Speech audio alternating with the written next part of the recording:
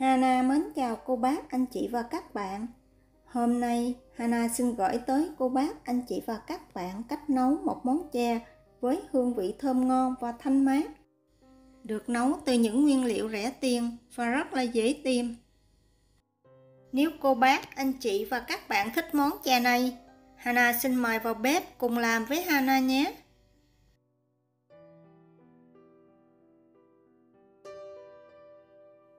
Để làm món chè này, trước tiên mình sẽ lấy 50g đậu xanh cà, vo thật là sạch. Sau đó cho 300ml nước ấm vào, mình sẽ ngâm 30 phút cho đậu xanh nở.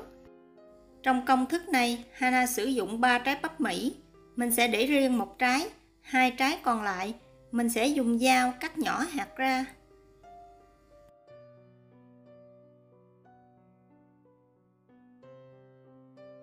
Phần cùi bắp mình sẽ giữ lại để một chút mình nấu nước cho ngọt. Cho vào son 1 lít nước. Thêm phần bắp trái lúc nãy mình chừa lại và phần cùi bắp vào, mình sẽ đun sôi phần này. Trong khi nấu bắp, mình cũng đun sôi 500ml nước. Khi nước sôi, cho 80g bột bán vào khuấy đều. Mình sẽ đun ở lửa vừa khoảng 10 phút hoặc cho tới khi bột bán trong.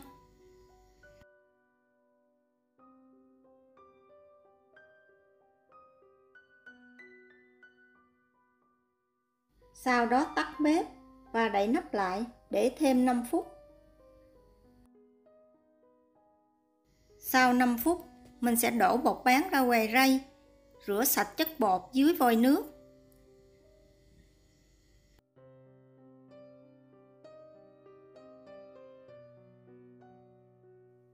Mình sẽ để cho bột bán ráo nước và cho bột bán vào tô, ngâm với 100ml nước lá dứa khoảng 10 phút.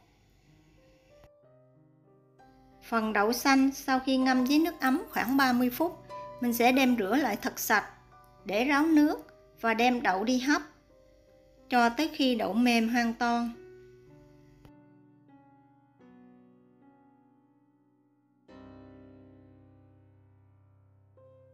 Bắp sau khi nấu sôi, mình sẽ hạ lửa nhỏ, nấu thêm 15 phút nữa, cho ra hết chất ngọt của cùi bắp.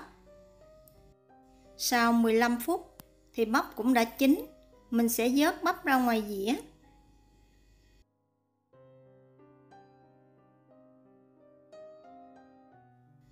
Cho hết hạt bắp cắt nhỏ vào, khuấy đều, nấu khoảng 15 phút cho bắp chín.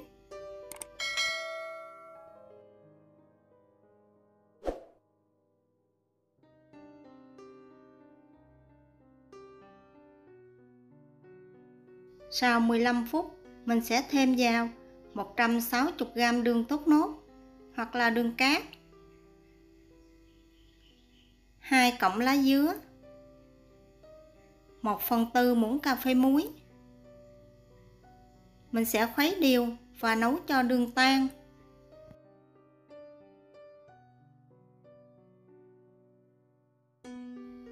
Khi đường tan hoàn toàn thì mình sẽ vớt bỏ phần lá dứa. Thêm phần bột bán lúc nãy mình ngâm vào.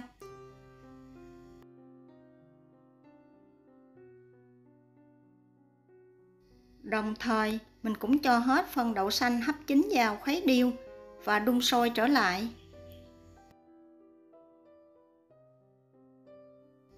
Để tạo độ sánh cho chè, Hana sử dụng 1 muỗng canh bột bắp, 2 muỗng canh nước, mình sẽ khuấy đều.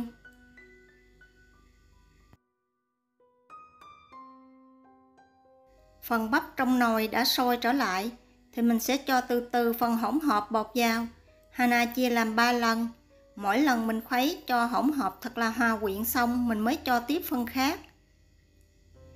Mình chia 3 lần như vậy thì chè của mình sẽ sánh và ngon hơn. Đun sôi phần chè này lại một lần nữa và tắt bếp. Cuối cùng mình sẽ đi nấu phần nước cốt dừa ăn kem. Hana sử dụng 200ml nước cốt dừa cho vào son, thêm vào 1/2 muỗng canh đường cát, 1/4 muỗng cà phê muối, 1 muỗng cà phê bột bắp hoặc là bột năng. Mình sẽ khuấy đều và bắt lên bếp, nấu ở lửa vừa cho tới khi hỗn hợp sôi nhẹ. Khi hỗn hợp sôi, mình sẽ khuấy thêm 30 giây nữa, hoặc cho tới khi hỗn hợp sánh lại thì mình tắt bếp. Phần chè và phần nước cốt mình sẽ để thật nguội. Phần bắp trái lúc nãy mình nấu, bây giờ mình sẽ cắt lát để mình trang trí trên chén chè cho đẹp mắt và ngon hơn. Sau khi để thật nguội thì chè sánh đặt lại hoàn toàn. Hương vị thì thật là thơm ngon, màu sắc thì rất là bắt mắt. Mình sẽ múc chè ra chén. Thêm một ít nước cốt dừa lên trên. Thêm một ít bắp cắt lát. Một vài hạt bắp nhỏ xung quanh.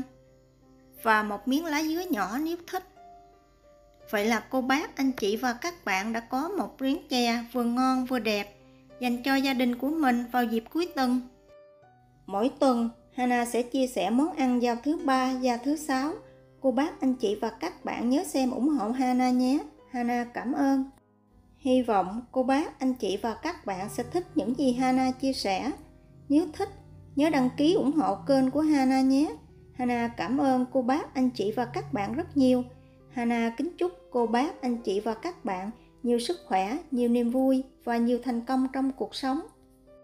Hana xin chào tạm biệt và hẹn gặp lại lần sau.